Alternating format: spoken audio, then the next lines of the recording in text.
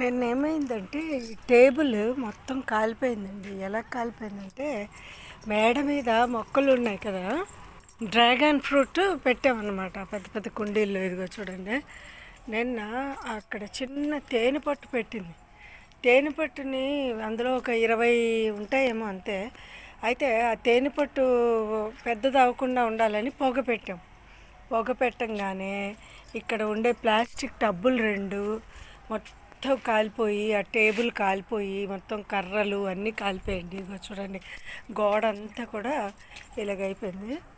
ఇదంతా పెద్ద ప్రమాదమే. అయితే మిగతా మొక్కలు ఏమి అవ్వలేదు, భగవంతుడి దయ వల్ల ప్రమాదం కూడా ఏమీ జరగలేదు. కాకపోతే మొత్తం ఇవంతా చూడండి, డ్రాగన్ ఫ్రూట్ చెట్టు ఎలాగైపోయిందో.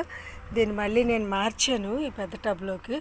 ఉదయం అంతా అదే పని అయింది, తీసి పడేసాము. ఏవో చూద్దాం ఏవి బతుకుతుందో అది అంతా ఉంచుదామని మళ్ళీ ఇదిగో కొత్తగా ఇందులో ప్లాంటేషన్ చేశాను అనమాట. కొత్తవి ఇవి. ఆ మిగిలినవి కట్ చేసి వేశాను. ఇదిగో ఇందులో కూడా అలాగే వేశాను. అలాగే ఇదిగో ఇందులో పోయింది. అలాగే ఇవైతే పాతవిలేండి. ఇంకా ఇందులో కూడా వేసాను, కొత్తగా మళ్ళీ ప్లాంటేషన్ చేశాను. నిన్న అయితే సాయంత్రం మేము కాల్చిన దానికి ఆ ఒక్క కాగితమే కాల్చాము, చిన్న అట్టడొక్క పెట్టి. అది మొత్తం అంటేసుకుంది, ప్లాస్టిక్కి అంటుకొని. ఆ టేబుల్ అంతా కాలిపోయింది. గబగబా వచ్చి వాటరింగ్ చేసి మొత్తం ఆ టేబుల్ కింద ఉన్న కర్రలు అన్నీ కాలిపోయాయి. అయితే ఆ కర్రలన్నీ అదంతా ఉపయోగపడుతుంది అనుకోండి, ఎందుకంటే వుడ్ యాష్ మంచిది కదా మొక్కలకి.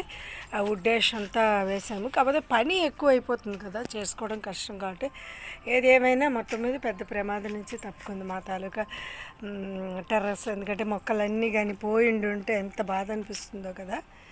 జాగ్రత్తగా ఉండాలన్నమాట. అదండి సంగతి, నేనటి విశేషాలు.